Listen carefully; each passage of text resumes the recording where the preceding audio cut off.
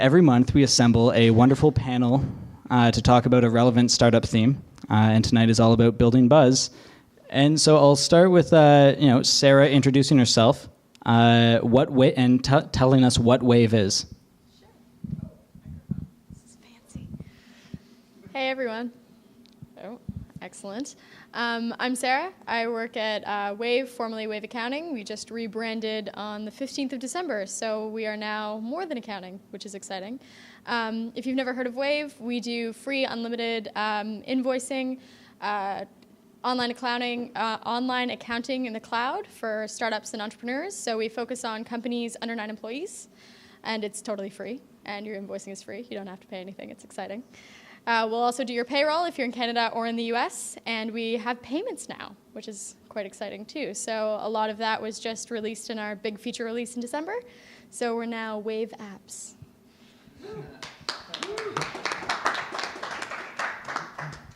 Hey everyone, I'm Karim. I work at Venio. We're a health app that helps people live healthier lives by finding recipes that are based around their tastes, dietary preferences, habits, really trying to make it as simple as possible to make healthy decisions. We launched about 2 months ago, so there's a lot that we're going through. But there's a lot that we're learning too, which is absolutely amazing, which I guess we'll talk about today. How's it going? My name is Craig Hunter, and I work for Uber, which is an on-demand private driver service. So download an app, press a button, and a black car, SUV, or taxi will arrive in minutes, take you to your destination, and you just hop out. Everything's cashless, no tipping. It's all done through the app. So pretty cool. And we're 2.5 years old, and so a little bit older than these guys, but growing like crazy still. So still run very much like a lean startup. We're well funded, but in my short time of about a year, we've gone from 6 cities to about 25. So it's really, really fast moving. So it's exciting. And for those of you that don't know, Craig actually just moved to Toronto. Previously, he was in Vancouver helping Uber launch there. I assume, had a few difficulties, but we don't need to get into those today. But what goes into launching a new market, Craig? Yeah, so before we go into a market, we do a bunch of things to evaluate a series of potential places. So everything from population, density, things like signups, downloads, and people who have actually opened the app and viewed it in that city. We can actually see that stuff. And basically go through an exhaustive process. Regulatory is one of them. And to basically figure out where it makes sense to launch next. Obviously, there's tons of large cities that need a transportation alternative, so it's a long list, and we kind of just work through it as fast as we can. All right, thank you. Sarah, now, actually, for those of you that don't know, which I assume most of you don't, the first time I met Sarah, I was actually pitching her on how great Wave Accounting was. Little did I know she actually directed Buzz at Wave Accounting, and she offered me a job. No, she didn't, but you should. Well, I probably would have declined. But I've actually tried to do bookkeeping myself, and I'm absolutely terrible. And it wasn't until Wave that it was actually a manageable, bearable task. And so I started with Wave Accounting, and then I've also done payroll myself too, and that was bad. I owed back tax. Oh, it was terrible. But you started with Wave Accounting. You moved into Wave Payroll. I assume there's some other products in the works. What goes into that, and how do you, actually promote that within your, how do you, upsell your free accounting customers into something paid like payroll? So there's a couple of new things, which is kind of exciting. We do payroll, and we launched in the US in November, so Canadian payroll, and now we have payments with our payments provider Stripe, and we also do receipts as well. So that's exciting. One of the ways we figured out what markets to go to next was what our customers were asking for. So our targets, our sweet spots, businesses under 9 employees. So tiny little guys, don't want to do stuff for themselves, don't have the bandwidth, don't have the knowledge, and really they're just, they're trying so hard to do what they love that they don't want to do the annoying back-end tasks. So we're trying to find where their pain points are and then solve them with different apps. So one of them was payroll. You said you've tried to do payroll yourself. People get, hit with payroll taxes. They get hit with huge sign-up fees from the big guys, and they can't afford it, and they don't know how to do it. No, I think one of the big things is just figuring out where pain points are and then solving them, and then letting people know you're solving them in a way that's either free. We try to do as much as we can for free. The apps that we do have that are paid are because there's a charge associated for us. So we keep them as cheap as possible and just, as easy to use for the customer. And then, they do a lot of the growth themselves. Like, we obviously have a growth marketing team. We do a lot of stuff on social. We do a lot of paid advertisement. But, when I first started and we were 25 employees, we weren't doing any of that. We were doing, Twitter and Facebook, and our users were selling it for us. So, we're hoping that people who love Wave accounting will migrate into other products because they solve their need for a really reasonable price. And that'll just sell itself. It's easy to use. Can you guess who's next? So, Karim, with first of all, how many people are using Venio right now? About 20,000. So when I first met you back in June, you had 0 people. No, you had like 12 people. -0 people using Venio. You're head of marketing. How did you go from 0 to 20,000 in 5 to 6 months? Cool. So we actually only launched our product about 2 months ago, but up until that time, we had a landing page. It was very simple to have a landing page up, collect buckets of users that you could access at later points. So when we launched, I think we already had 1,000 people signed up, so that was very easy to get to it. But to kind of repeat what Sarah and Craig were saying is that our biggest distribution channel, our biggest growth channel is our own users. So if you focus on that, and if you focus on making it as easy as possible for them to spread it, for the product itself to be inherently viral or inherently grow, then that's the right thing. It's not something that you do afterwards. So we put a lot of focus in the beginning to make sure that the product incorporated certain things, like our recipe content comes from bloggers. So one of the tactics for many startups is, we'll reach out to a bunch of bloggers and hopefully they'll write up about us. For us, the bloggers automatically had a reason to write about us. So the moment that we launched our app, the bloggers went out and said, I have my recipes on an iPhone app. Everyone should download it. So if we had 70 bloggers, each of them have 9,000 users, a percentage of that converts. We did a few other things, like we did. PR was helpful, but PR isn't really a scalable thing. It's more effective for SEO, where you build backlinks on trustable domains. But we did advertising for a bit, AdWords, which is helpful to find out, it's not helpful to drive growth, but it's helpful to find out why people are coming to your site. So what keywords people are searching, the problems that they're facing. And it's also like you generate users from it, but we stopped advertising from that. So the biggest thing really is to focus on making sure that the product itself grows on its own, not doing something afterwards. Okay, so as Sarah was correctly identifying, solving a problem is really key, and I think conveying that message to your potential customers is important. Sarah, how much talking to your customers do you do on a regular basis versus presenting to them like, oh, you need this, or are you taking in their feedback, trying to figure out what they want next, and how do you communicate with them? The company. We do a lot of both. So we work with both accountants and users. So accountants generally will know what their small business clients need. So we have a pro network where they can sign up and they get lead generation. We send people to them. They help people set up with us and show them why we're great. But we seek a lot of feedback from our users. So we do focus groups, usability testing, UI, UX stuff at our office. We invite groups of users from different products to come in and say like, this doesn't make sense, or like, I don't know how to use this, or this sucks. And then we change it for them. We also have a feature request page on our in our community support, so people vote up stuff that they want to see in our app, and then when our developers are looking at what are they going to do next in their queue, they'll go through those forums and say, okay, a lot of people want this feature, a lot of people want this fix. We'll put that at the top of our queue for them. Okay, so it sounds like you can learn a lot from the people using your service as long as you know what you're looking for. Karim, I think earlier today you said something similar. What are some of the key metrics that you look for from the early people using Venio? So to focus on engagement, we look at things like how many recipes have been made, how many times have they signed on to the app, how many minutes have been spent on it. And it's not just, our key metric isn't our user growth. It's right now as a company, we're focusing on engagement.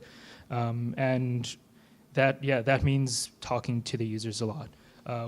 We take a lot of advisement from Wave, so our answers are going to sound very similar. But it's really as simple as sending the emails out to people. Today was kind of interesting. I got an email from one of our users, and it was about how she was trying to become healthy because she had gone through a certain incident and she was recovering from a post-traumatic stress disorder.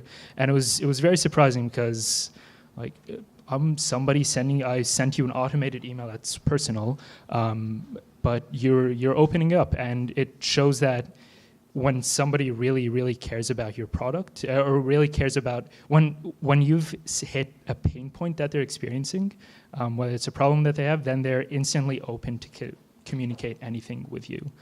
So she was doing that, and it was great, and we have a lot of other users doing that. So to make sure that you're talking to them constantly, we have phone calls, we bring in users to do testing. We have also a forum which has a bunch of requests, which we'd love to get to all of them, but as like priorities are priorities. Yeah, right. Like I know, we'll do that. I promise in 6 years.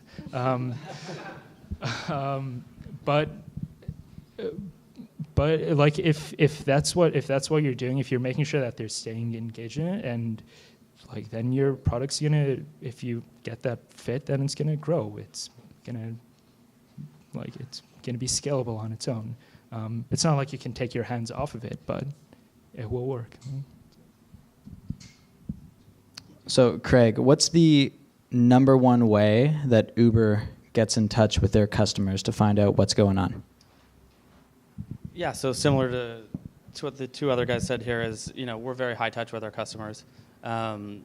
Because Uber trips probably they happen more regularly. We have an internal rating system on every trip, so that keeps quality on the system really high for drivers, but we also have basically a commenting section as well. We're very, very big on sending as much feedback as possible. If you've had a bad experience, it's very likely, if anyone in the room has, that you had a pretty awesome experience with a community manager at Uber. So we're huge on flipping those negative experiences into extremely positive ones, and that furthers sort of that viral loop offline. And then being at events as much as possible as well kind of helps face-to-face hear from people as to how it's working. Completely makes sense. How many people here have actually ridden an Uber?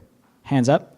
If you haven't, talk to me after and I'll hook you up with a free ride. All right, you heard it here. Talk to Craig after and you'll get a free promo code. How many people actually left feedback for the Uber trip? So I actually leave feedback after every Uber trip, only to hear back from Lucas, who is Craig's partner in crime. I'm having conversations with him. Like, hey, Lucas, hope your Sunday's going well. Uber made my day better. And he'll I'm working. He'll completely write back, say he's having a good day. But no, I find that two-way dialogue really helps because sometimes and it's not necessarily Uber's fault, but I've had a bad time. Or sometimes I ordered something and it took way too long and I didn't take it with the car. And Uber was like, our bad, here's a $5 credit. So they really go out of their way to make sure I'm having a good time and to make sure that I feel like I've received value, which is great.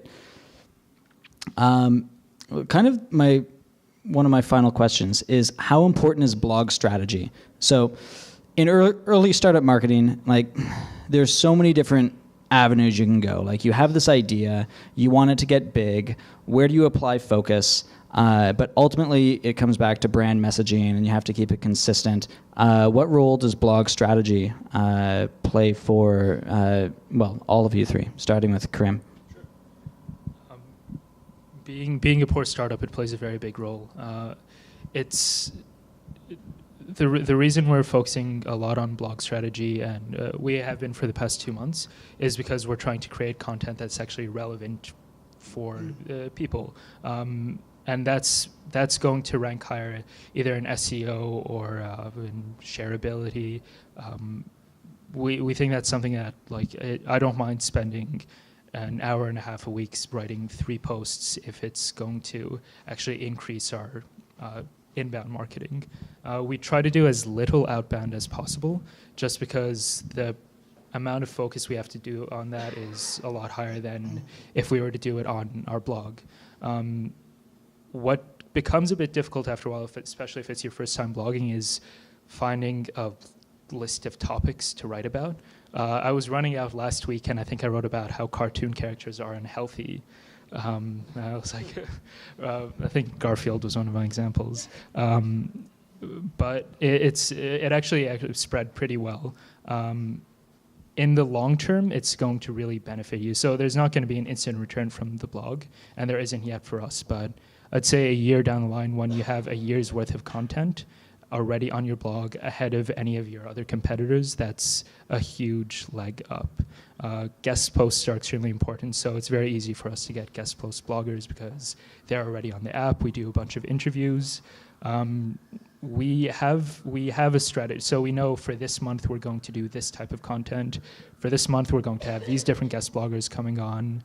We're going to do an infographic this month that's going to hopefully get picked up by everyone in the world and go crazy. So it's something that we think is going to be huge for us in the long term, and it's scalable. If something isn't scalable, we don't put focus on it, really. Yeah, I agree. With Wave, we talk to small businesses, so we want everything that we put on our blog to be really valuable to them. So we don't write all of our own content. We get a lot of guest posts because we're not experts on everything to do with running a small business, and we want every piece of content that we share on a blog to be relevant to the people reading it and really valuable content. Because I feel like if you're putting out a blog and you're just kind of putting content out there hoping that people are going to share it, like if that content isn't great or it isn't relevant or it's not written by someone who is an authority on that subject matter, then it becomes less authentic. Like you really need to be authentic to your audience and give them content that's valuable to them. So we really look for that at Wave. And also when we do feature releases or integrations, like if it's not on our blog and it's in our app first, our customers are like, is this a glitch? Like, it's not on your blog. What's going on? It's not a real thing because it's not on your blog yet. And we're like, well, we're going to blog about it. We swear. We're just letting it hang for a little bit. But we're like, whoa, they're really engaged. They're looking at the blog all the time. As soon as they see something new on our app, they go to find out, why we did it and where it's coming from. So we have very good engagement there. But if any of you are authorities on a topic that you think a small business would be interested in learning about, talk to me because we're looking for people who are experts. So. As well? Yeah, sure. So definitely early days we blogged far more often, but I totally agree with kind of not blogging for the sake of blogging. So now that we've become kind of a hot startup and well funded and much farther along down our sort of growth path, we blog far less frequently, but super high quality content. So when we do blog, it becomes usually it's picked up by at least tech media, and then we very much leverage all of our community managers in each one of our cities because we're now in about 25 cities around the world in those local markets as well. So we very much focus everything at our blog instead of distributing on Tumblr pages and stuff like that like we did in the beginning to bring kind of everyone to uber.com/blog. So a bit different strategy probably, but and maybe even to speak to leveraging blogs outside of our own. I talked about a little bit when we roll out a city, we do a launch dinner or launch event essentially, and it's actually twofold. There's usually a launch lunch, which is all the bloggers, major bloggers in a city, any media that will come, that we can get out, and we have like a really nice lunch, and that really, hopefully everyone has an absolutely awesome experience, and we're working, like dogs during that day just to make sure that's happening. And then we have a launch dinner, which is all the influencers that we can get to in a city in our short sort of launch period of 2 weeks to a month. We just leverage networks like crazy to get in front of as many people as possible and get them all in one room, and usually have our CEO or COO come in and talk and give them some one-on-one time to really get some awesome loyalty from some really influential people and spread that message faster right out of the gate. Because every city we launch is like launching a new small business, kind of. Every city we roll out in, we treat them very differently, where a Paris is very different than a Sydney, which is different than a Stockholm, which is different than a Toronto. So we really do our research, but then when we roll it out, we feel it's super important to kind of get on the ground and meet the people of that city versus just being like, hey, we're going to fix taxis for you or something like that. All right, quick round of applause for him.